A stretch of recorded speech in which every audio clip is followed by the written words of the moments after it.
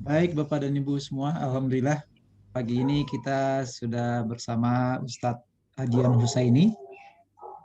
Saya ingin mencek sound beliau terlebih dahulu. Ustadz Adian, apakah bisa tes suara sebentar Pak Ustadz? Ya, Assalamualaikum. Waalaikumsalam, Alhamdulillah. Ya, Assalamualaikum. Udah dengar ya? Alhamdulillah, Waalaikumsalam warahmatullahi wabarakatuh. Kedengaran Pak Ustadz. Cuman itunya videonya masih off ya? Oh iya, sebentar. Oke, baik. Bisa kita mulai Pak Ustadz? Ya, silakan. Baik, Alhamdulillah. Kalau begitu kita segera mulai. Mohon izin Bapak dan Ibu semuanya. Saya Yan Mefri Bakhtiar, sebagaimana biasa. Kita bersama dalam program OAC ini. Kita mulai. Bismillahirrahmanirrahim. Assalamualaikum warahmatullahi wabarakatuh. Waalaikumsalam warahmatullahi wabarakatuh. Waalaikumsalam. Semoga Bapak dan Ibu semuanya beserta keluarga ada dalam keadaan sehat walafiat. Hari ini kita bertemu diizinkan Allah untuk kembali bersama berjumpa dalam OAC yang ke-26 hari ini Bapak dan Ibu semua. Pak Adian sebelumnya mengisi pada OAC yang ke-9 kalau tidak salah dulu ya. OAC yang ke-11, maaf, OAC yang ke-11 sekitar 6 bulan yang lalu. Alhamdulillah hari ini kita bisa bersama beliau kembali. Dan bagi Bapak dan Ibu yang baru kali ini ikut OAC, hari ini sudah OAC yang ke-26 sekali 15 hari. Dan memang kita peruntukan bagi seluruh warga Indonesia dimanapun berada ya. Alhamdulillah hari ini hadir nih yang dari Sumatera Barat hadir ya, dari Riau juga ada, Bogor tentu saja banyak ini, Jakarta, Semarang, dan juga teman-teman dari daerah Sulawesi juga banyak yang hadir seperti biasa. Baik Bapak dan Ibu semua, kita segera mulai acara ini. Sebagaimana kita sudah tahu barangkali ya, sebagian besar Bapak dan Ibu tentunya kenal dengan Dr. Adian Husaini. Beliau ini adalah Ketua Program Studi ya, Ketua Program Studi Doktor Pasca Sarjana di UIK Bogor, yaitu program studi Islam. Nah, beliau mendapatkan S1-nya sebetulnya sama di IPB ya. Jadi S1 beliau di IPB. Jadi Putra Bojonegoro ini ngambil S1-nya di IPB, S2-nya di Jayabaya, Universitas Jayabaya, dan S3 beliau melanjutkan di Malaysia, International Islamic University Malaysia. Bidang kekhususannya adalah tentang peradaban Islam. Nah, jadi Bapak dan Ibu semua, beruntung kita ya hari ini insya Allah berlanjut nih apa yang beliau sampaikan tentang konsep-konsep pendidikan yang sangat mendasar pada pertemuan ke-11 tempo hari. Insya Allah hari ini akan berlanjut membahas tentang adab. Waktu itu beliau menyinggung sedikit tentang adabnya. Jadi adab jantungnya pendidikan. Sebagaimana ulama dulu belajar adab itu lebih dari 2/3 pendidikan ya. 2/3 pendidikan itu para ulama zaman dulu itu belajar adab. Setelah itu baru belajar ilmunya. Baik Bapak dan Ibu semua, beliau tentu saja ya banyak sekali aktivitas yang dilakukan ya. Jadi Ketua Dewan Dakwah Islam pernah, kemudian pembina juga di Dewan Dakwah Islam, kemudian pengurus dan pimpinan pusat di Muhammadiyah, kemudian juga ada sebagai ini amanat Wakil Ketua Komisi Kerukunan Umat Beragama di MUI Pusat. Bapak dan Ibu, beliau sangat aktif dalam menulis ratusan tulisan. Saya pernah diberikan ya tulisan sampai tebal sekali itu, pernah dimuat di Republika, dan saat ini juga setiap hari beliau posting melalui media online sampai hari ini. Baik Bapak dan Ibu, kita akan segera mulai bersama beliau. Mudah-mudahan ada waktu kita sampai jam 9 kurang 5 nanti. Pak Adian mungkin akan menyampaikan pemaparan sekitar 30 menit, kemudian mudah-mudahan ada waktu sedikit bagi kita untuk diskusi. Silakan Pak Adian. Ya, baik. Bismillahirrahmanirrahim. Assalamualaikum warahmatullahi wabarakatuh. Waalaikumsalam warahmatullahi wabarakatuh. Alhamdulillahirabbil alamin. Wassalatu wassalamu ala asyrafil anbiya'i wal mursalin Sayyidina Muhammadin wa ala alihi wa ashabihi ajma'in, amma ba'd. Rabbi shrah li sadri wa yassir li amri wahlul 'uqdatam min lisani yafqahu qawli. Alhamdulillah Bapak Ibu semua ya, pagi hari ini kita semua sehat walafiat. Kita bersyukur pada Allah masih bisa menjalankan aktivitas ya keilmuan, dan mudah-mudahan semua bernilai ibadah ya, karena kita saya yakin kita setiap saat sekarang merasakan ya, seakan-akan memang kematian itu sekarang begitu dekat dengan kita ya, dengan keluarga kita, dengan saudara kita, kenalan kita, ya ulama-ulama kita juga sudah ratusan yang meninggal ya dalam beberapa hari belakangan ini aja di Dewan Dakwah ada beberapa ulama pengurus Dewan Dakwah yang dipanggil oleh Allah beruntun gitu. Ya, Kiai Haji Abdul Rashid, Abdullah Syafi'i, ya, sebelumnya Kiai Amin Nur di Bekasi, ya, dan banyak lagi daerah-daerah juga begitu. Ini memang betul-betul ujian dari Allah, ya, dan mudah-mudahan kita bisa manfaatkan ya sisa-sisa umur kita ini sebaik-baiknya untuk beribadah pada Allah. Dan salah satu amal ibadah yang sangat tinggi nilainya adalah ibadah mencari ilmu. Yaitu lebih daripada puasa sunnah, lebih dari sholat sunnah. Ya, mencari ilmu ini timbangan amalnya sangat berat. Ya. Karena Rasulullah beliau bersabda, man kharaja ya fi thalabil ilmi fahuwa fi sabilillah hatta yarji'a. Ya, siapa yang keluar rumah untuk mencari ilmu, maka dia seperti berjihad di jalan Allah. Ya, jadi pahalanya pahala jihad fisabilillah. Islam itu agama yang sangat-sangat menekankan ya pentingnya ilmu. Bapak Ibu hadirin rahimakumullah, tema yang diminta ke saya pagi ini ya tema adab jantungnya pendidikan. Jadi kata adab ini alhamdulillah ya masuk dalam konstitusi kita ya, kemanusiaan yang adil dan beradab. Dan masuknya ini sangat menarik ya kalau kita perhatikan karena rumusan yang diajukan Bung Karno pada 1 Juni itu hanya kemanusiaan. Sebelumnya Muhammad Yamin juga mengajukan silanya peri kemanusiaan saja. Tapi kemudian ditambah ya peri kemanusiaan yang adil dan beradab. Nah, tambahan ini saya menduga kuat ya adalah kontribusi dari 4 tokoh Islam dari panitia 9 itu.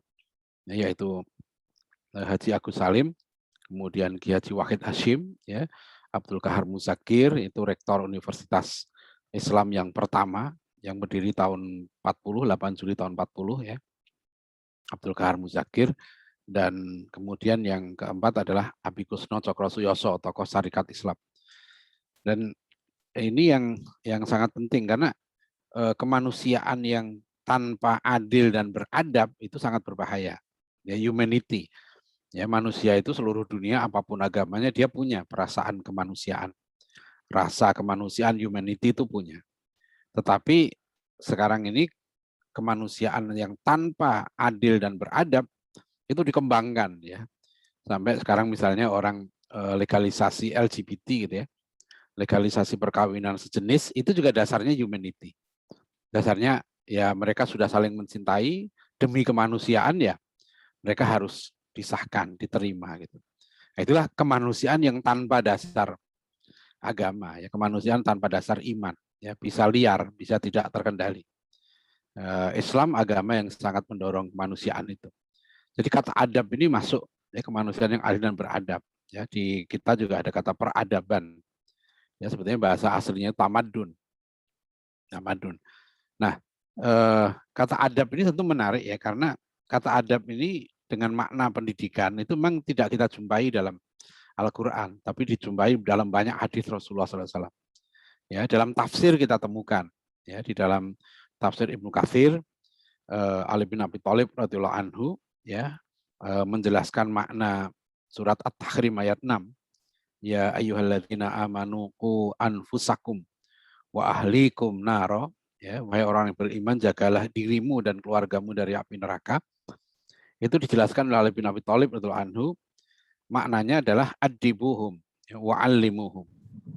Jadi kalau kita mau kita sekeluarga selamat ya dunia akhirat ya semua masuk surga ya tidak ada yang masuk neraka, maka caranya dua ya kata Ali bin Abi Thalib. Satu adalah adibuhum.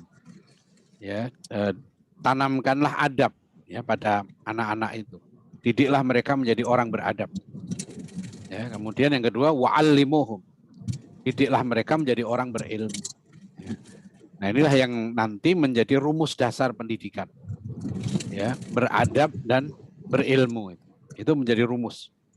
Dan menurut saya ini sudah model abadi. Bukan hanya dalam Islam, tapi universal. Ya, bangsa yang mau maju, dia model pendidikannya harus menerapkan ini, model yang dikatakan Umar bin Khattab radhiyallahu anhu gitu ya, ta'addabu tsumma ta'allam. Ya, beradablah kamu, kemudian berilmulah kamu. Nah, inilah yang apa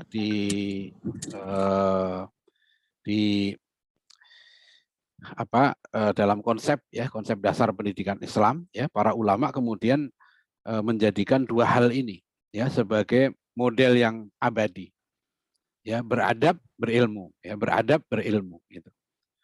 Nah, kalau di barat ya atau di beberapa negara lain itu dikenal dengan karakter. Ya, jadi kita sebetulnya udah tahu ya, pemerintah kita pun sejak zaman menterinya Pak Muhammad Nuh sudah digalakkan, digencarkan pendidikan karakter ya, sampai presiden pun sudah mengeluarkan kepres ya tentang penguatan pendidikan karakter itu. Nah, tapi sejak awal ya saya mengkritisi ya konsep pendidikan karakter di kita, karena konsep pendidikan karakter di kita dipisahkan dari agama. Ya, pernah seminar di lembaga pengkajian MPR ya, saya sampaikan seharusnya ya pendidikan karakter itu diserahkan kepada agama masing-masing. Karena tipe masyarakat Indonesia ini beda dengan masyarakat barat. Jadi kalau kita lihat survei-survei internasional ya, seperti Pew Research Center misalnya gitu ya, tentang sikap keberagamaan masyarakat global, masyarakat Jepang misalnya yang menyatakan agama sangat penting itu tinggal 10%. Ya, Inggris, Jerman, Perancis, Swedia itu angkanya juga 10-11%. Jadi penduduk mereka yang mengatakan agama sangat penting itu tinggal 10%. Rata-rata masyarakat Eropa yang mengatakan agama sangat penting itu tinggal 22%-an. Ya. Artinya 80% masyarakat Eropa itu tidak memandang penting lagi agama. Ya. Beda sekali dengan Indonesia. Dalam survei terakhir ya 2020 yang lalu, masyarakat Indonesia yang mengatakan agama sangat penting itu masih di atas 93%. Ya, jadi masyarakat Indonesia itu dengan agama itu masih menganggap sangat penting. Makanya kalau ada pilpres, ada pilkada, nggak bisa dilepaskan soal agama. Ya, kalau sekarang itu hanya sebagian kecil ada ya yang mengatakan agama tidak penting. Ya, tapi itu kecil jumlahnya. Ya, misalnya penanggulangan corona ini ya. Kami kemarin Zoom meeting dengan Wakil Menteri Agama dengan pimpinan-pimpinan Ormas Islam. Itu nggak bisa enggak ya. Penanggulangan corona ini harus melibatkan agama, itu harus langsung. Nah, jadi karena kalau tidak ya itu akan muncul pandangan-pandangan yang nanti berbeda dan itu akan menyulitkan. Begitu juga pendidikan karakter sebetulnya. Ya, saya mengusulkan sudah kembalikan ke pendidikan agama, jadi disatukan. Memang yang jadi masalah ya pendidikan karakter ini kan sama dengan pendidikan akhlak atau adab, ya, itu membutuhkan keteladanan. Cara terbaik untuk menanamkan karakter atau akhlak tadi atau adab yang nomor satu ya contoh. Dimanapun juga di Singapura berhasil karena ada contoh. Pemimpin itu ngasih contoh. Kalau mau jujur ya pemimpinnya harus jujur. Gitu. Ya kalau mau disiplin ya pemimpinnya harus disiplin. Harus sama apa yang dikatakan dengan yang dilakukan. Ya kalau mau murid kita baik ya gurunya harus jadi contoh. Karena syarat mutlak untuk suksesnya pendidikan karakter atau akhlak atau adab memang contoh. Ini teorinya Profesor Ahmad Tafsir yang ya senior dalam pendidikan Islam ya. Itu adalah 4 ya. Model metode lah ya, metode pendidikan akhlak atau karakter ini ada 4 kan beliau. 1 dicontohkan ya. 2 dibiasakan. Ya, 3 dimotivasikan, ya, dan keempat ditegakkan aturan. Ya, harus jelas yang melanggar dihukum, yang taat ya diberikan penghargaan. Ya, prinsip reward and punishment harus diterapkan. Nah, tapi untuk Islam saya tambah 1, yaitu didoakan. Karena doa yang makbul itu adalah doa orang tua kepada anak, ya, doa guru kepada murid. Itu kalau mau anaknya jujur ya orang tuanya harus jujur gitu. Kalau mau anaknya rajin ya tidak malas ya tidak sombong ya orang tuanya harus ngasih contoh. Gurunya harus ngasih contoh, pejabatnya harus ngasih contoh. Ya. Itulah kenapa Rasulullah SAW itu sukses melahirkan generasi terbaik. Yang beliau katakan khairun nas qarni. Sebaik-baik manusia ini zamanku. Bukan karena gennya beda, jantungnya beda. Sahabat Nabi itu sama dengan kita. Yang menyebabkan mereka menjadi manusia-manusia terbaik adalah karena pendidikannya. Dan pendidikan mereka terbaik karena tadi penanaman adabnya berhasil. Ya, bukan sekedar diajarkan, ya, tetapi inculcation, ya, prosesnya penanaman. Penanaman nilai itu harus dicontohkan, dibiasakan, dimotivasikan, ya, didisiplinkan aturan, ya, dan kemudian yang kelima didoakan. Itu insya Allah kalau 5 ini dilakukan sukses. Tapi susah kan, kita minta anak-anak jujur, ya. Tapi yang dia lihat setiap hari ya nggak seperti itu, ya. Minta begini-begini itu susah, ya. Ya kita nggak berhasil. Kenapa? Misalnya saya lihat videonya Tantowi Yahya Dubes Indonesia di Selandia Baru. Dalam waktu singkat pandemi di Selandia Baru bisa diatasi. Karena satu kata dia, satu kata, nggak ada. Kenapa masyarakat percaya begitu? Ya karena memang masyarakat nggak melihat yang aneh-aneh kan gitu. Ya kalau itu nggak dilakukan, ya meskipun di sana ada partai oposisi, kalau sudah pimpinannya begini percaya. Finlandia, kalau Bapak Ibu sekalian lihat ya, kenapa Finlandia sekarang menjadi negara yang 3 tahun berturut-turut ditetapkan PBB sebagai negara paling bahagia di dunia. Kita tahun ini ya, bulan Maret ya, dikeluarkan indeks kebahagiaan global, Indonesia naik peringkat dari 92 ke 84, ya, sekitar 150 negara. Jadi kita itu dikatakan negara yang termasuk tidak bahagia di dunia. Kita jauh rankingnya itu 82 tahun ini ya, naik sebelumnya 92 tahun lalu. Ya, Finlandia itu dimasukkan kategori negara paling bahagia. Ya, jadi mereka harapan hidup ya tinggi, kemudian tingkat korupsinya rendah, ya, sarana-sarana sosial dan sebagainya kriterianya itu. Kenapa? Ada satu video yang saya lihat ya. Ternyata Finlandia itu dalam 25 tahun terakhir mereka menanamkan kejujuran aja. Jadi yang dididikkan betul, ditanamkan itu kejujuran. Nah, kalau kejujuran itu berhasil, apa yang muncul kemudian? Seperti disabdakan Rasulullah SAW. Alaikum bisidqi fa inna sidqa yahdi ilal birri wal birru yahdi ilal jannah. Jujurlah kamu, kata Rasulullah. Jadilah kamu orang yang jujur. Karena jujur akan bawa kepada kebaikan dan kebaikan bawa ke surga. Ya. Jadi Finlandia, Jepang gitu ya, Korea itu menikmati hasilnya. Karena mereka saling percaya, kan jujur itu akhirnya membawa kebaikan. Orang saling percaya wong dia jujur. Tenang gitu ya. Ya. Masyarakat bayar pajak, katanya saya dengar di Finlandia itu masyarakat senang bayar pajak karena dia percaya pajaknya itu akan digunakan untuk kebaikan. Jadi rasa trust inilah yang harus dibangun, ya. Dan itu nggak bisa seketika. Ya. Nah itulah hadirin rahimakumullah. Jadi sebenarnya model tadi ya ta'addabu tsumma ta'allamu itu sudah menjadi model universal. Hanya mereka memang adab yang mereka terapkan terbatas. Ya, terbatas sifat antar manusia, ya. Tetapi adab mereka pada orang tua kurang, ya. Di barat itu anak yang sudah 18 tahun tidak ada keharusan untuk taat pada orang tua, bahkan mereka boleh membangkang. Ya, itu nggak ada, itu berarti adabnya keliru di situ, ya. Adab ya hubungan suami istri, kalau di sana kan nggak ada konsep istri harus taat pada suami, di barat tidak ada. Ya, bahwa istri itu kalau taat sama suami nilainya ibadah itu tidak ada. Ya, konsep itu dibuang. Nah, makanya mereka masukkan ke kita sekarang ini konsep gender gitu kan. Gender equality karena mereka memandang laki-laki perempuan harus disamakan. Baru negara itu dikatakan negara maju. Ini kan konsep UNDP yang sudah dikritik keras oleh Bu Dr. Ratna Megawangi itu ya. Buku beliau bagus tuh ya. Judulnya Membiarkan Berbeda. Karena konsep gender ini kata beliau kan Marxis sebetulnya. Ya, konsep Marxis karena menganggap ya konsep bahwa istri harus taat pada suami itu konsep penindasan. Jadi rumah tangga dianggap sebagai masyarakat mikro yang menjadi bentuk penindasan gitu ya.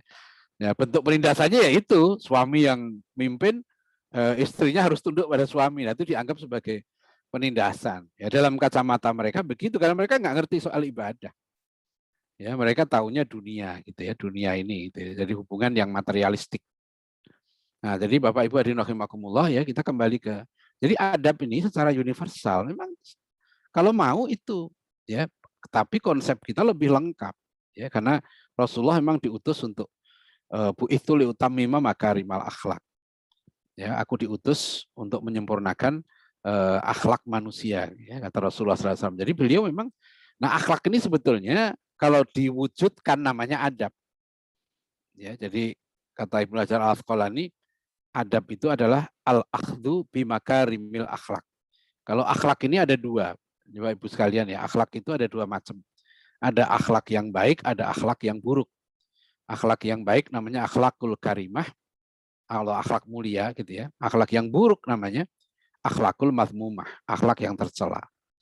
Yang namanya akhlak itu adalah sifat yang melekat dalam diri. Ya, definisi ini mirip dengan karakter. Ya, jadi akhlak itu adalah sikap jiwa sebenarnya yang kokoh. Kalau istilahnya Imam Al-Ghazali, akhlak itu adalah halun fin nafsi. Ya, kondisi jiwa rosihatun yang kokoh. Anha tasduru al-af'alu. Yang dari jiwa yang kokoh itu melahirkan perbuatan. Ya, bila fikrin wala ruyatin ya, wa yusrin. Jadi keluarnya itu mudah, otomatis tanpa dipikir lagi. Makanya akhlak itu adalah sikap yang melekat dalam diri yang nggak usah dipikir untuk melahirkan perbuatan. Ya, kalau lihat saudaranya dapat nikmat gitu ya, langsung dia dengki, itu berarti akhlak. Nggak usah mikir dia, otomatis saja gitu. Begitu lihat saudaranya dapat nikmat, langsung dia dengki. Itu berarti akhlaknya buruk. Ya, berarti kalau dia lihat saudaranya kekurangan, langsung dia tergerak untuk menolong, muncul rasa kasihan, gitu ya. Nah, ketika dia menolong itulah dia perbuatan itulah adab yang baik. Ya berarti adab dia pada sama muslim benar gitu. Tapi yang mendorong itu namanya akhlak, sikap jiwanya tadi. Itu akhlakul karimah. Ya, jadi makanya boleh kita gunakan akhlakul karimah atau kita gunakan adab. Misalnya tujuan pendidikan kita seperti di konstitusi ya, pasal 31 ayat 3. Ya, pemerintah mengusahakan dan menyelenggarakan satu sistem pendidikan nasional yang meningkatkan ya, keimanan dan ketakwaan serta akhlak mulia dalam rangka mencerdaskan kehidupan bangsa yang diatur dengan undang-undang. Ya, ini pernah saya sampaikan di forum Lembaga Pengkajian MPR waktu ada acara roundtable discussion tentang sistem pendidikan nasional. Ya, kita nggak usah jauh-jauh kalau pendidikan kita mau sukses. Ya, laksanakannya pasal 31 ayat 3. Ya, jelas kok itu. Ya, itu nggak pakai tafsir yang macam-macam sebenarnya bahwa perintah konstitusi itu pendidikan kita meningkatkan keimanan dan ketakwaan serta akhlak mulia. Kurang apanya lagi gitu. Ya itu kurang jelasnya apalagi dari konstitusi kita itu ya diperkuat oleh undang-undang Sisdiknas nomor 20 tahun 2003. Sama tujuannya juga membentuk lulusan yang beriman, bertakwa, berakhlak mulia, cerdas, kreatif, mandiri dan seterusnya, ya. Undang-undang Pendidikan Tinggi sama nomor 12 tahun 2012. Tujuannya juga begitu, ya, menghasilkan manusia beriman, bertakwa, berakhlak mulia.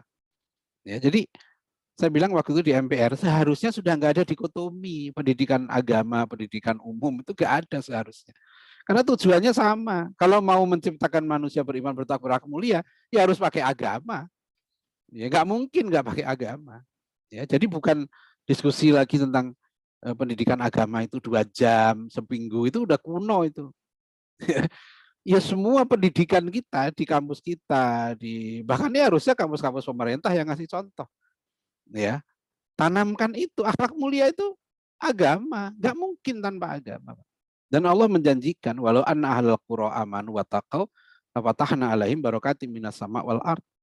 Jika penduduk satu negeri itu beriman dan bertakwa, pasti ya lafatahna Allah janjikan. Pasti kami buka itu pintu berkah, keberkahan dari langit dan dari bumi. Ya, kalau pejabatnya bertakwa, ya pejabatnya, ya orang bertakwa itu jangankan korupsi, ya. Pejabat itu kalau bertakwa, dikasih jabatan aja, dia itu kalau bisa nolak, ya, karena berat tanggung jawabnya di akhirat. Orang bertakwa itu wabil akhirati hum yuqinun, dia yakin dengan akhirat. Nggak akan orang rebutan, ya, rebutan jadi rektor, itu berat hisapnya itu. Ya, ini Pak Rektor kita ini kadang-kadang saya kirim WA ke beliau, itu rektor saya juga begitu, saya merasa ingatkan Rektor UIK, ini Pak Rektor nanti hisapnya paling berat tuh di akhirat gitu. Ya, kalau di akhirat itu paling enak itu jadi office boy. Ya, paling ringan itu hisapnya itu. Dia nggak mungkin menzolimi orang lain, apa yang mau dizolimi gitu. Mau dikorupsi apalagi dia korupsi gula kopi nggak bisa gitu. Tapi kalau sudah kepala bagian, ya direktur gitu, wah itu lama hisapnya itu. Ya, ketua RT, apalagi dia di kantor dia direktur, ya di rumah jadi ketua RT misalnya itu ya. Udah kepala rumah tangga, ya istrinya 4, anaknya 20. Wah, itu lama. Pertanyaan di akhiratnya panjang banget tuh. Ya. Belum lagi dia kaya, ya, mobilnya 10, sertifikat tanahnya 100. Itu orang udah masuk surga dia masih buat laporan itu. Jadi kadang-kadang orang itu kan nggak sadar bahwa salatus aluna yaumaidin anin naim. Setiap orang akan ditanya, ya, semua tentang nikmatnya gitu ya. Yang cakep itu mesti beda hisapnya sama yang jelek, Pak. Ya itu, jadi yang cakep-cakep nih hati-hati juga tuh. Itu hisapnya lama di akhirat tuh. Kamu dikasih cakep buat apa gitu ya? Dikasih cakep buat pamer-pamer doang atau untuk menyebarkan kebaikan, ya.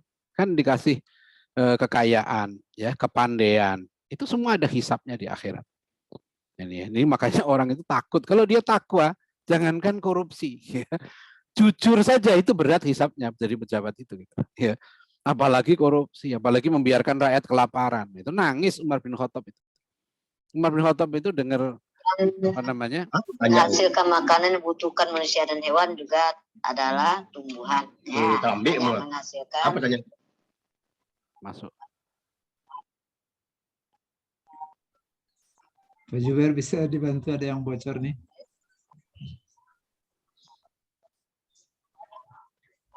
Oh iya, ya, baik.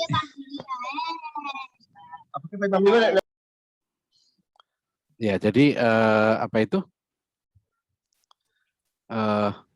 Berat ya, orang takwa maksudnya gitu ya. Orang takwa itu berat. Jadi kalau kita semua pejabat kita beriman, bertakwa, berakhlak mulia, Pak. Dari dulu Indonesia ini udah maju, ya. Saya sering sekali mengungkap cerita ini ya. Satu cerita yang saya pernah mengisi kuliah kuliah tamu lah di UNS Solo ya. Waktu itu saya berdua dengan profesor, saya lupa namanya, dari ITB itu, dia ahli nanoteknologi. Beliau cerita bahwa keliling berbagai laboratorium di dunia gitu ya. Nah, perjalanan beliau yang menarik salah satunya itu ketemu seorang profesor di Korea Selatan. Dan sang profesornya mendidik mahasiswanya, ya. Kalian jangan malas ya, seperti orang Jepang. Itu bagi saya cerita itu sangat menarik ya. Bagaimana seorang profesor di Korea ya, dan jadi semangatnya orang Korea Selatan ini kan dididik untuk mengalahkan Jepang. Dan itu gampang aja, profesor bilang, kamu jangan malas kayak orang Jepang. Nah, kalau orang udah berani mengatakan orang Jepang itu malas, kita bisa lihat kemudian etos kerjanya seperti apa gitu kan. Jadi kita ditanamkan, kita Rasulullah udah mencontohkan ya, bahkan di pondok saya ini saya pasang poster besar ya, ukuran 6x12 itu satu hadis Rasulullah aja itu. Satu hadis Nabi. Ya, al-mu'minul qawi khairun wa ahabbu ilallah minal mu'min dhaif. Ya, ihris ala ma yanfa'uka wasta'in billah wala ta'jizan. Ya, kata Rasulullah, orang mukmin yang kuat itu lebih baik dan lebih dicintai Allah daripada orang mukmin yang lemah. Ya, kemudian kata Nabi ya, bersemangatlah kamu meraih apa yang baik bagimu. Apa yang bermanfaat bagimu. Semangatlah kata Rasulullah. Bahkan makna harfiahnya itu tamaklah kamu. Tamaklah kamu untuk meraih cita-citamu. Ya. Kemudian wasta'in billah. Nah ini rumusnya. Mintalah pertolongan kepada Allah. Dan yang ketiga, wala ta'jizan kata Rasulullah. Jangan sekali-sekali kamu merasa tidak mampu. Ya coba Nabi kita ini Masya Allah ya, mendidik para sahabat menjadi manusia terbaik yang nanti dalam waktu singkat mampu mengalahkan Romawi yang jumlahnya berkali-kali lipat. Ya, itu memang Rasulullah mendidik dengan keteladanan, dengan penanaman akhlak, adab tadi itu luar biasa. Beliau kan orang yang sangat disiplin. Ya. Misalnya kalau sholat tahajud ya sholat, nggak pernah tinggal gitu ya. Beliau kalau makan mengunyah 33 kali ya benar gitu ya. Rasulullah itu disiplinnya luar biasa, sehingga kan Rasulullah itu fisiknya itu terbaik, bukan hanya akhlaknya. Ya, jadi dalam kitab Syama'ilil Muhammadiyah itu digambarkan memang Rasulullah itu badannya itu terbaik. Ya, jadi kata Hasan bin Thabit, ya, penyair Arab yang terkenal Muslim, beliau mengatakan begitu sempurnanya tubuh Rasulullah itu sampai seolah-olah, kata syair ini, beliau itu mencipta tubuhnya sendiri. Jadi ini kan kita susah mencari pemimpin gitu ya, yang akhlaknya jadi contoh. Wa innaka la'ala khuluqin azim, dipuji oleh Al-Quran. Karena khuluquhu Al-Quran, ya, kata Aisyah, akhlaknya Rasulullah itu Al-Quran. Ya, kita punya model. Nah, inilah kelemahan pendidikan karakter kita yang salah satu yang saya kritik. Karena kalau pendidikan karakter harus ada model. Apalagi kemudian dibilang karakter Pancasila. Jadi kalau ada satu artikel pernah saya tulis di Republika itu ya, saya mengkritik itu, karena kalau kita mengatakan orang Indonesia harus berkarakter Pancasila, harus ada contoh. Siapa orang Indonesia yang berkarakter Pancasila itu?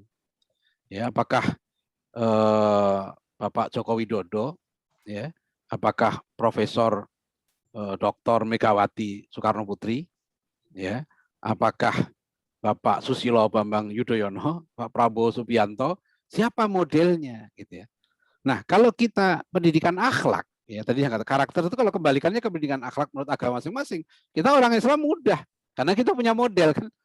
Model manusia sempurna adalah Rasulullah SAW, gitu ya. Pendidikan terbaik, pendidikan Nabi, ya. Pemimpin terbaik, pemimpin negara terbaik Rasulullah SAW. Panglima perang terbaik Rasulullah. Suami terbaik Rasulullah. Ya, kita mau cari model apa? Ya, pedagang terbaik Rasulullah. Ya, jadi kita punya model yang sempurna. Nah itu jadi Bapak sekalian. Jadi ini kalau ya inilah yang dikhawatirkan oleh budayawan kita dulu, Mokhtar Lubis ya.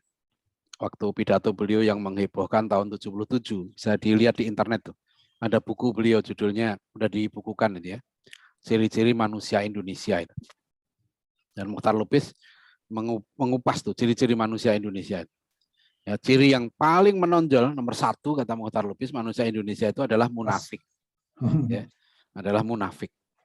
Ya, apa yang dikatakan beda dengan yang dikerjakan gitu. Itu kata beliau nih ya, itu waktu itu yang protes pada pidatonya Mokhtar Lubis ini adalah kakeknya Prabowo itu, pendiri Bank BNI itu, Margono Joyo Hadikusumo. Itu protes kepada Mokhtar Lubis, katanya saya nggak seperti yang Anda gambarkan itu. Ya Pak Mokhtar Lubis bilang aja sederhana, Bapak berkecualian gitu ya. Gitu, jadi memang Bapak nggak seperti ini, tapi Bapak berkecualian. Kan di situ Mokhtar Lubis menguraikan orang Indonesia itu ya suka lepas tanggung jawab, ya selalu mengatakan bukan aku, ya kemudian suka berfoya-foya, suka jalan pintas, ingin hidup enak tanpa kerja keras. Itu dia kupas, silakan Bapak Ibu baca itu. Ya nanti silakan dinilai benar nggak yang dikatakan Mokhtar Lubis itu. Ya, kadang-kadang saya bilang waktu di MPR saya bilang jangan-jangan ini kutukan Pak Mokhtar Lubis nih. Ya, semua program pendidikan kita ini bagus, konstitusi kita bagus, ya, undang-undang kita bagus. Ya, Pak Anies Baswedan itu waktu jadi Menteri Pendidikan bikin Permendikbud nomor 20 tahun 2016, ingat saya itu. Itu pun bagus ya, tentang standar kompetensi lulusan, ya, harus kalau mau lulus dihitung itu sikapnya harus begini-begini. Pengetahuannya begini-begini, keterampilannya begini-begini, saya bilang, tapi itu nggak dijalankan, ya. Nah inilah ini yang dikatakan ya Profesor Syed Naqib Alatas ketika konferensi pendidikan Islam yang pertama di kota Mekah, ya, bahwa the central crisis of Muslim today is loss of adab, ya. Dan kata Prof Naqib Alatas, ini teorinya nanti penting sekali karena beliau kemudian merumuskan konsep adab itu secara rinci, ya. Akar krisis yang menimpa umat, ya, kata beliau adalah loss of adab, hilang adab. Apa itu loss of adab, ya? Loss of adab kata Prof Alatas adalah loss of discipline, hilang disiplin, ya, disiplin of mind, body and soul, ya, disiplin pemikiran, disiplin fisik, ya, badan, dan disiplin jiwa. Ya, jadi kuncinya nanti adalah ya sudah kalau begitu ya ta'adabu, balik-balik lagi. Ya apa yang dikatakan Ali bin Abi Thalib, Umar bin Khattab, ya tadi Pak Yan Efri menyebut kata-kata terkenal dari seorang ulama besar ya, Abdullah ibn Mubarak, yang beliau katakan kadal adabu yakunu thuluth haidin. Porsinya adab dalam agama kita adalah 2/3-nya. Dulu Bapak Ibu sekalian ya, saya masih menjalani ya pendidikan adab di sekolah-sekolah itu ya. Dulu saya masuk sekolah itu diperiksa kuku ya, ditanyakan kepada orang tua akhlak kita gitu ya, kejujuran, dan itu masih sangat diperhatikan. Ya, dan inilah sekarang tantangan kita ya. Bagaimanapun nggak mungkin ya Nah, terakhir saya dari konsep-konsep para ulama, terutama dari Prof. Naqib Alatas itu, saya merumuskan sebetulnya konsep pendidikan kita ini 3 ya dalam bentuk TOP.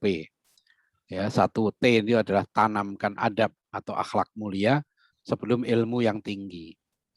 Nah, ini sebenarnya aplikasinya sederhana ya. Sebetulnya seperti IPB itu benar ya. IPB itu pendidikannya TPB, Pak. Jadi 1 tahun itu mahasiswa itu di tingkat persiapan bersama. Tapi usul saya, yang 1 tahun itu khusus, Pak. Itu diprioritaskan masalah adab dan akhlak. Jadi yang sebab begini dalam prinsip dalam pendidikan Islam itu, tidak boleh seorang yang akhlaknya nggak baik. Gitu. Karena akhlak ini cerminan iman. Ya, jadi kata Rasulullah, akmalul mu'minina imanan ahsanuhum khuluqa. Orang mukmin yang paling sempurna imannya adalah yang terbaik akhlaknya. Ya, akhlak inilah menyangkut dia jujur, dia penyayang, dia tidak malas, ya dia tidak sombong, dia pemberani, dia tidak penakut, ya dia tidak iri hati, tidak dengki, tidak riak. Jadi kalau akhlakul karimah ini dia punya sifat-sifat mulia ini, ya dia akan berarti menunjukkan imannya paling baik, paling sempurna. Ya, dan itu menurut saya mendahului. Memang konsepnya begitu.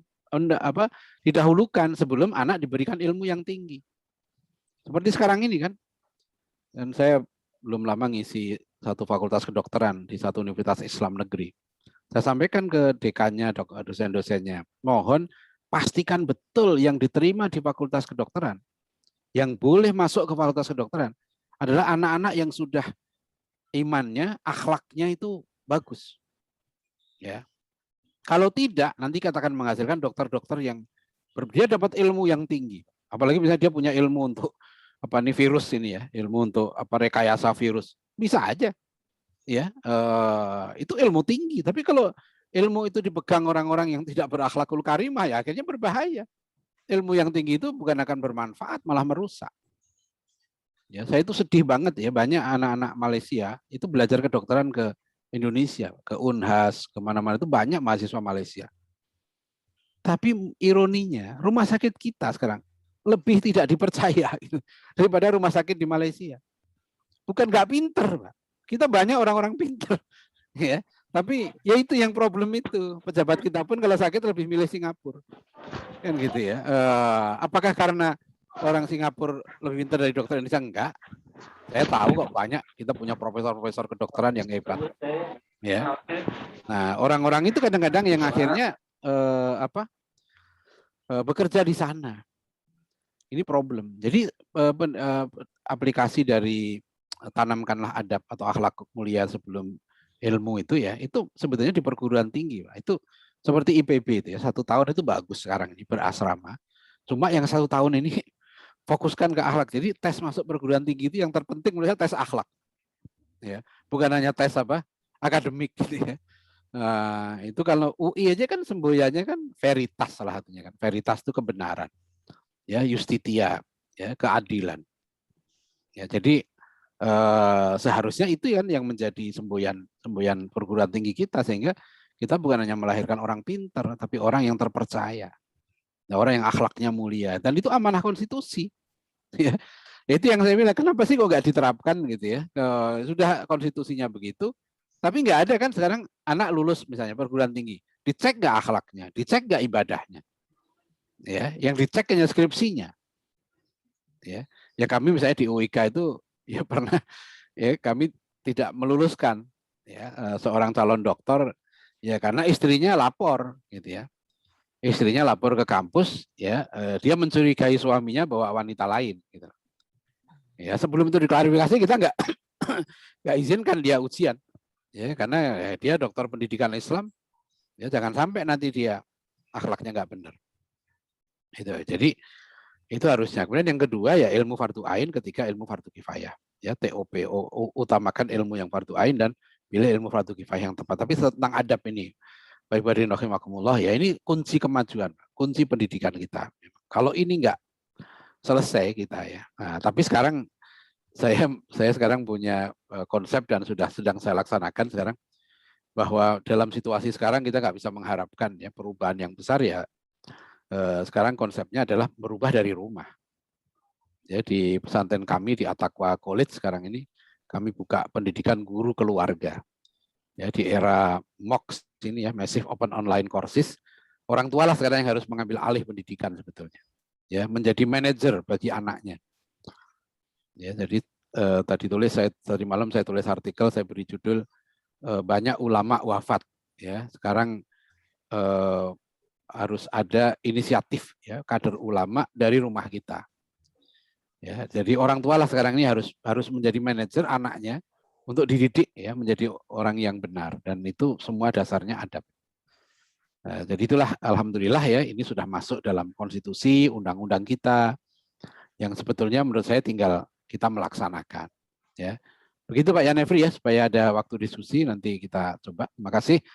Billahi taufik wal hidayah. Assalamualaikum warahmatullahi wabarakatuh. Waalaikumsalam warahmatullahi wabarakatuh. Alhamdulillah, terima kasih Ustadz Adian dan Bapak Ibu semua.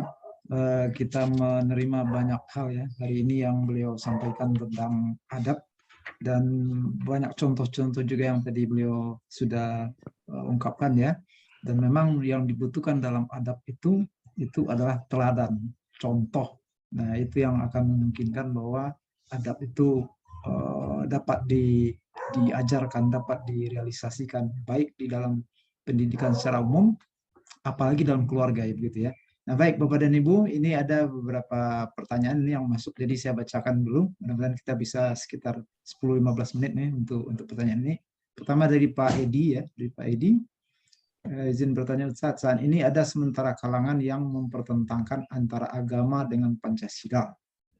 Bahkan memberikan pilihan antara agama atau Pancasila. ya pertanyaannya. Sudah banyak juga yang ditanyakan ternyata ya kepada para calon pejabat dan lain sebagainya. Bagaimana tanggapan terhadap hal tersebut? Silakan Ustaz Adian. Ya, saya sudah tulis itu satu artikel dan sudah saya terbitkan buku saya, judulnya Islam dan Pancasila. Ini keliru besar, Pak ya. Jadi memberikan, bahkan ada pejabat yang mengatakan kita harus meninggalkan ayat Al-Quran dan kalau bernegara ya pakai ayat konstitusi gitu lah. Nah ini nggak boleh sebetulnya pejabat begini. Ini dia justru akan mempertentangkan kembali antara Pancasila dengan agama ya. Padahal jelas sekali ya dalam perumusan Pancasila ini ya, Bung Karno saja sampai tanggal 22 Juni tahun 65 ya, Bung Karno itu masih menghadiri peringatan Piagam Jakarta ya. Dan Bung Karno di situ mengatakan Piagam Jakarta inilah yang menyatukan ya seluruh rakyat Indonesia. Dan dalam dekret 5 Juli ya 59 Bung Karno juga menegaskan bahwa Piagam Jakarta itu menjiwai dan merupakan satu kesatuan dengan konstitusi. Dan makna ketuhanan yang Maha Esa ya itu diputuskan dalam Munas Alim Ulama NU ya tahun 84 di Situbondo. Itu adalah menegaskan para ulama itu makna ketuhanan yang Maha Esa adalah tauhid dalam ajaran Islam. Dan makna mengamalkan Pancasila bagi orang Islam adalah menjalankan syariat agamanya. Jadi jangan dipertentangkan itu. Jadi kalau orang Islam ini ya menjalankan agamanya dengan baik, ya itu berarti dia mengamalkan Pancasila. Karena kata mengamalkan Pancasila itu, kalau Pancasila dianggap sebagai pedoman amal, itu berat. Ya, kita nanti akan bertanya bagaimana cara. Dulu di DPR ini pernah diperdebatkan. Dan ketua tim penyusunan dulu P4 ya namanya Profesor Darji Darmotiharjo tahun 78 itu pernah ditanya di DPR, Pak Darji bagaimana cara menggosok gigi menurut Pancasila. Ya, jadi apakah Pancasila ini akan menggantikan agama, diamalkan seperti diamalkan agama? Ini ingat saya pernah ngisi kuliah konstitusi ya di di fraksi MPR PKS. Waktu saya tegaskan betul bahwa jangan sampai Pancasila diangkat sama dengan agama. Paling enggak bagi orang Muslim, itu beda. Karena orang Muslim itu, kita ini punya contoh. Ya, setiap, jangankan yang besar, kita itu masuk kamar mandi ada contohnya. Ya kan? Jadi itu kan kita dalam Islam itu adab bangun tidur, Pak. Ya itu ada. Ya, bangun tidurku terus mandi atau bangun tidurku terus berdoa. Nah, itu kan ada adabnya. Ya, jadi kemudian masuk kamar mandi ada adab. Dalam kamar mandi ada adab. Keluar kamar mandi ada adab. Bercermin ada adab, berpakaian ada adab, makan ada adab, keluar rumah ada adab, bekerja ada adab. Jadi Islam ini lengkap masalahnya gitu ya. Jadi kalau begitu orang Islam nggak bisa dikasih dua pedoman kan gitu. Jadi mengamalkan Pancasila dan mengamalkan Islam. Pertanyaannya kan kalau mengamalkan Pancasila yang mana yang diamalkan? Ya, semua kebaikan itu ada dalam Islam. Nah, jangan umat Islam dibuat dikotomis. Inilah yang para ulama sudah merumuskan. Ya, sudah merumuskan di situ Bondo tahun 84 ya bahwa 83 tahunnya itu ya. Itu mengamalkan Pancasila maknanya mengamalkan. Jadi kalau kita sekarang Bapak Ibu sekalian ya, kita mengamalkan Pancasila itu perintah agama. Kita mencintai negeri kita itu perintah agama. Ya, jadi kita ini berbuat baik apapun, misalnya kita harus taat pada pemerintah nih, ya. Kami mendukung nih program vaksinasi pemerintah. Loh, itu bukan soal perintah konstitusi. Bagi kami itu perintah agama. Karena selama pemerintah itu menjalankan yang baik, ya kita ikuti, kan gitu. Kalau pemerintah misalnya menyuruh mengerjakan yang tidak baik, ya kita orang Islam ada caranya, yaitu memberikan tausiah, nasihat yang baik. Ya bukan maki-maki pemerintah, tapi memberikan masukan. Islam itu ada caranya dan itu nggak bertentangan dengan konstitusi. Nah, itu tadi Pak. Jadi ini keliru ini ya. Inilah yang sebetulnya ya waktu ketua BPIP-nya Pak Dr. Yudi Latif saya beberapa kali jumpa. Ya saya sampaikan ke beliau gitu loh bahwa dalam Islam ini tidak bertentangan, jangan dipertentangkan seolah-olah pilih Pancasila atau agama. Nah, ini menyedihkan. Ya, itu nanti kasihan negeri kita. Ya, karena negeri kita ini orang Islam itu akan berbuat all out kalau yakin bahwa dia dapat pahala. Ya, dan perdebatan soal ini udah diperdebatkan di BPUPK. Ya, kalau waktu itu makanya kan kemudian dipilih jalan tengah. Pancasila ini kan titik temu, ya. Jadi silahkan masing-masing agama memberikan penafsiran. Ya, ketuhanan yang Maha Esa menurut orang Islam apa? Tauhid. Orang Kristen punya penafsiran sendiri, ya silahkan. Ya, itu jadi orang Hindu punya tafsir sendiri. Ya, itu silahkan, tapi jangan menghalangi orang Islam untuk menjalankan agamanya gitu ya, membangun negerinya atas dasar Islam. Nggak usah dipertentangkan. Itu Pak, wallahu alam bisawab. Ya. Baik, terima kasih Ustaz. Saya kira sangat komprehensif ya, jawaban komprehensif dan itu membingkai begitu, membingkai jawabannya antara isu-isu yang mempertentangkan agama dengan Pancasila. Baik, ini masih banyak pertanyaan yang masuk. Saya bacakan satu lagi nih dari siapa dulu? Dari Pak Rianto dulu ya. Perubahan etika yang sangat luar biasa, terutama pada anak-anak sekarang. Jadi kurang menghargai yang lebih tua. Apakah ini dampak pengaruh IT ya? Karena memang pengaruh IT itu luar biasa. Nah, terus kira-kira bagaimana solusinya dalam dunia pendidikan, Ustaz? Dalam beberapa pengajian beberapa hari terakhir ini, saya menyampaikan begini. Ya, kita salah satu hikmah ya pandemi corona ini adalah kita dipaksa untuk kembali ya kepada jati diri pendidikan kita. Yaitu sebetulnya mengembalikan pendidikan itu kepada orang tua. Karena sebetulnya tanggung jawab anak itu orang tua, bukan sekolah, bukan pesantren. Yang nanti dihisab di akhirat, ya, karena Rasulullah SAW beliau mengingatkan bahwa hakul waladi ala walidi ayyuksina ismahu wa yuksina maudi'ahu wa yuksina adabahu. Ya, jadi hak anak atas orang tua ya, atau kewajiban orang tua pada anak itu adalah satu memberikan nama yang baik, dua memberikan tempat yang baik, tempat tinggal yang baik, dan yang ketiga memberikan adab yang baik, memperbaiki adabnya. Jadi kalau kita tidak mendidik anak kita dengan baik, dengan adab, maka di akhirat anak itu nuntut karena haknya itu, haknya nggak dikasih. Nah, oleh karena itu penanaman adab yang paling efektif itu di rumah sebetulnya. Karena tadi itu. Karena harus dicontohkan, dibiasakan, dimotivasikan, dan ditegakkan aturan. Gitu. Nah, itu jadi apa itu?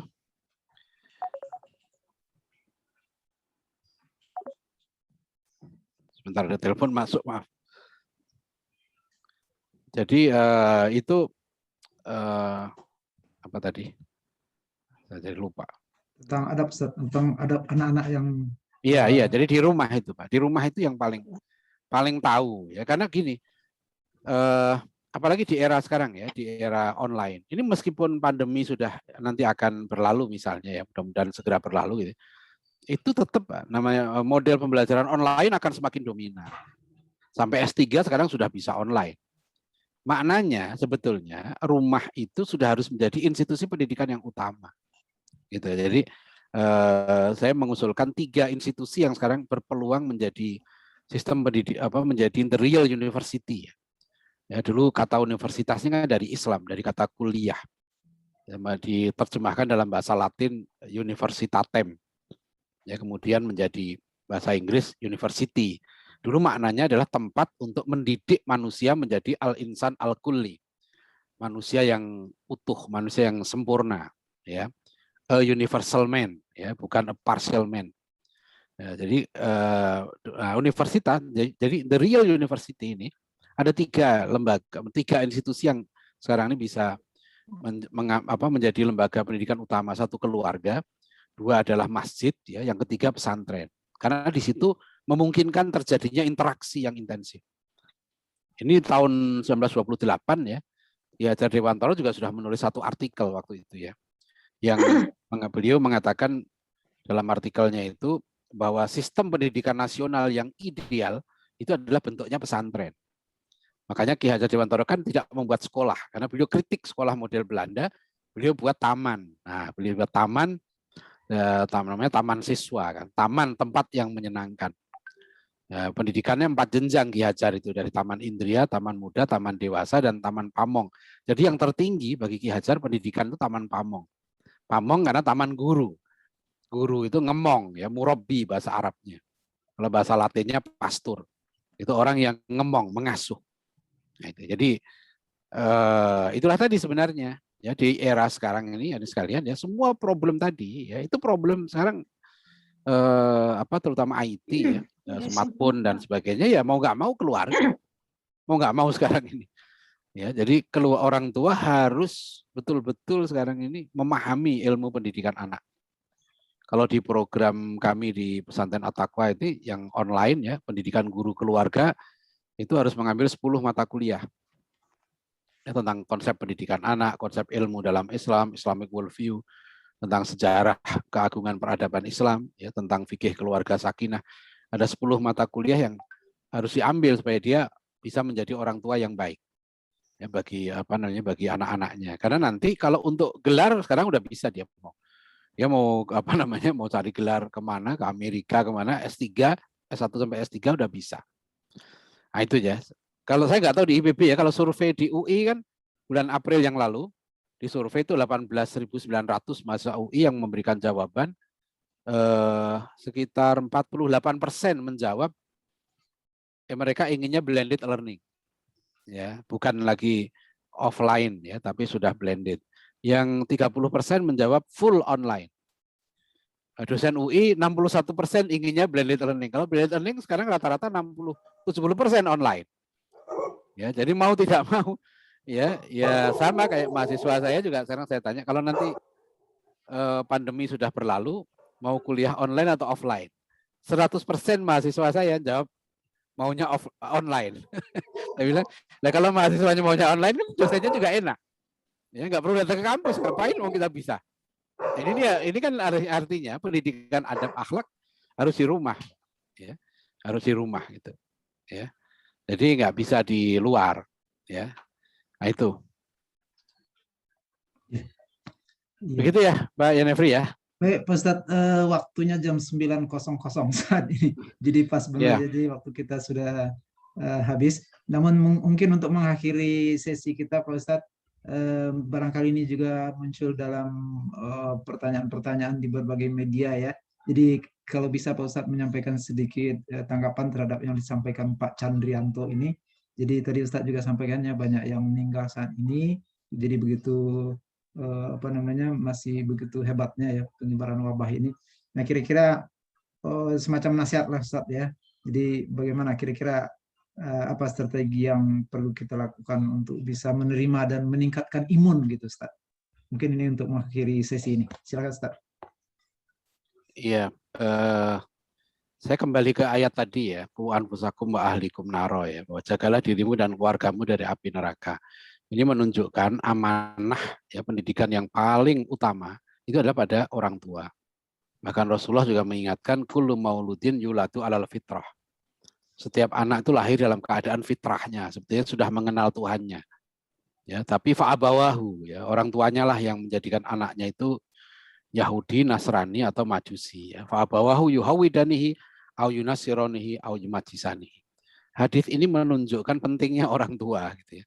Problem kita memang kan pendidikan tinggi kita atau pendidikan kita sampai ke TK sampai S3 itu tidak ada kurikulum bagaimana menjadi orang tua yang baik.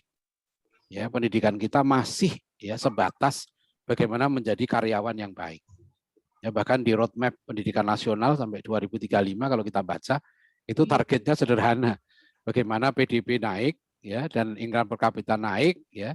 Nah, udah 2030 ditarget income per kapita kita 11.200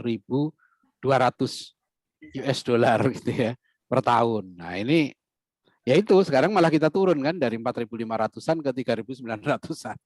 Jadi kalau angka keberhasilan pembangunan dan pendidikan diukur dari situ ya akhirnya ya kalau saya kasihan karena anak-anak itu sekarang masuk dalam mesin industri. Dan apalagi kalau itu tidak tepat ya, sudah kuliah capek ya, akhirnya itu pun nggak sesuai dengan tuntutan realitas karena kita sudah Polymed sekarang ya. Sudah Polymed University. Konsep kampus merdeka ini bagus ya karena dia memungkinkan anak untuk mengeksplor di bidang-bidang yang lain karena sudah harus interdisiplin. Tapi saya lihat sekarang yang nggak siap justru ininya, termasuk birokrasi pemerintahnya juga masih sangat apa ya, menurut saya masih sangat ortodok ini, sangat belum berubah. Ya, orang masih betul-betul apa ya terlalu mementingkan, kalau bahasa seorang rektor di Jogja itu terlalu formalisme, Pak. Ya, orang menghargai formalitas penting, tapi kalau sudah formalitas itu menjadi segala-galanya, jadinya sekarang formalisme.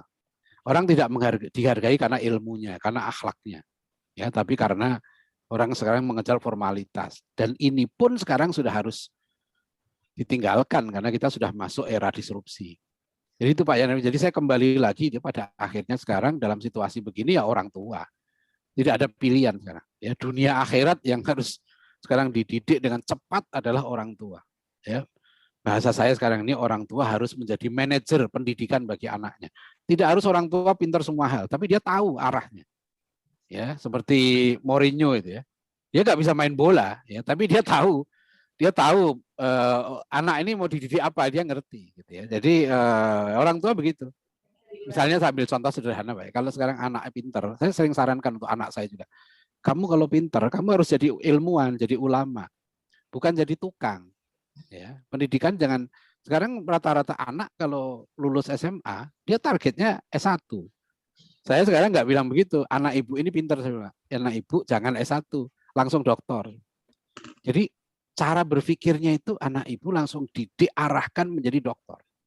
Ya nanti saya kasih tahu saya bilang gimana caranya. Ya, S1-nya itu menyesuaikan dengan doktornya itu. Gitu. Nah, sekarang banyak orang masih berpikir S1 karena kerja gitu, ya kan? Kamu kalau pinter masuk ini karena jurusan ini paling mudah cari kerja.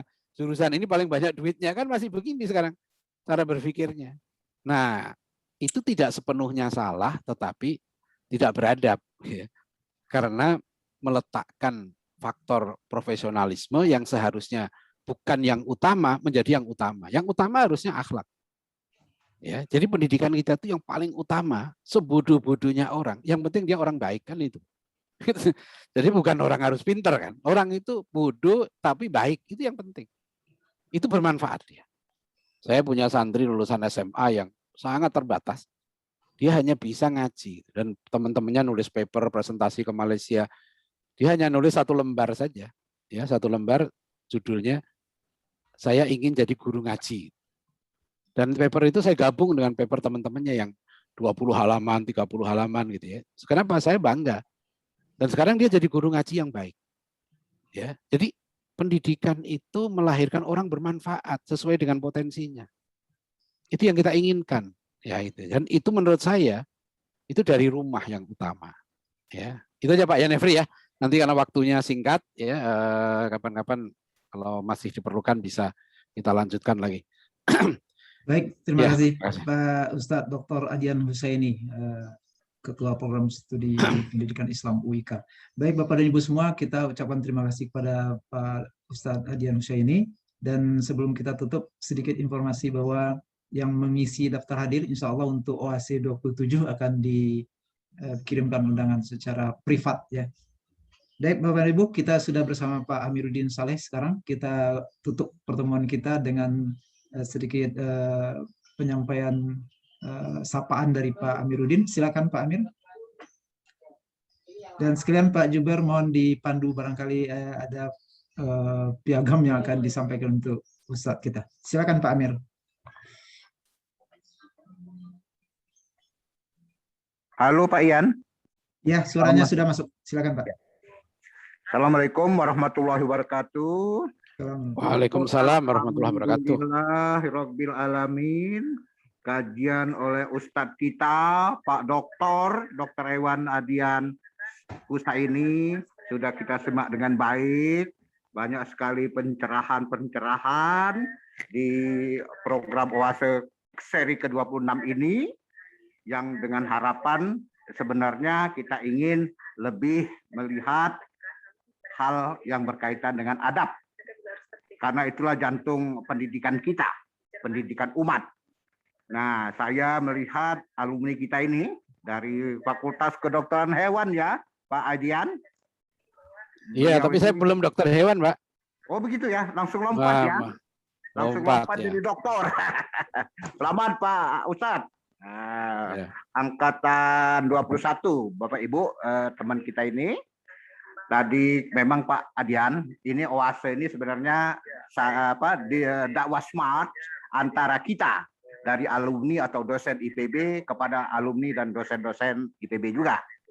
Nah, saya melihat tadi catatan ada 100 orang Pak yang hadir dengan variasi berbagai daerah ya dan berbagai aktiviti maupun pekerjaan.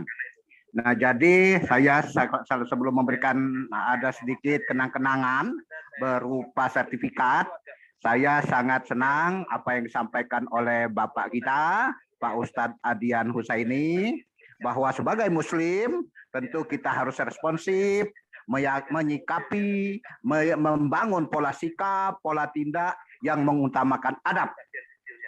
Harus sebenarnya Pak Ustadz ya, sami'na wa atona nih, terhadap aturan-aturan Allah dalam Al-Quranul Karim ataupun yang dicontohkan Nabi besar Muhammad SAW dalam Al-Hadis, dengan harapan supaya respon kita, tindakan kita tetap benar sesuai dengan yang diajarkan oleh Islam. Tentu harapan kita adalah konsistensi. Nah, saya sepakat ini. Dan mengakhiri acara ini, mohon Pak Juber kita memberikan kenang-kenangan kepada Al-Ustadz kita.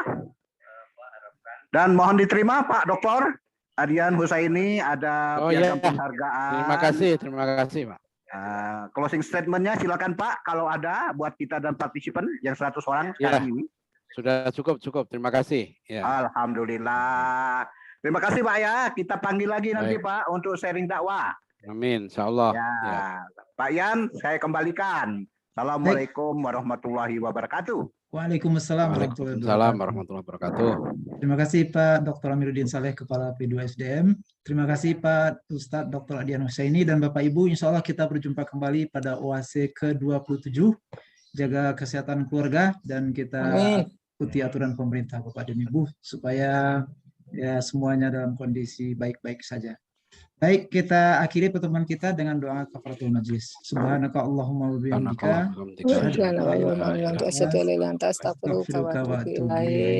Assalamualaikum warahmatullahi wabarakatuh. Waalaikumsalam warahmatullahi wabarakatuh. Terima kasih Ustadz. Terima kasih Bapak Ibu semuanya.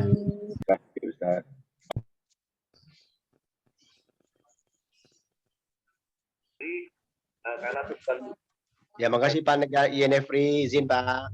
Ya, silakan Pak Chan. Terima kasih. Terima kasih Pak hadirnya. Ya, Pak Undang sehat. Alhamdulillah.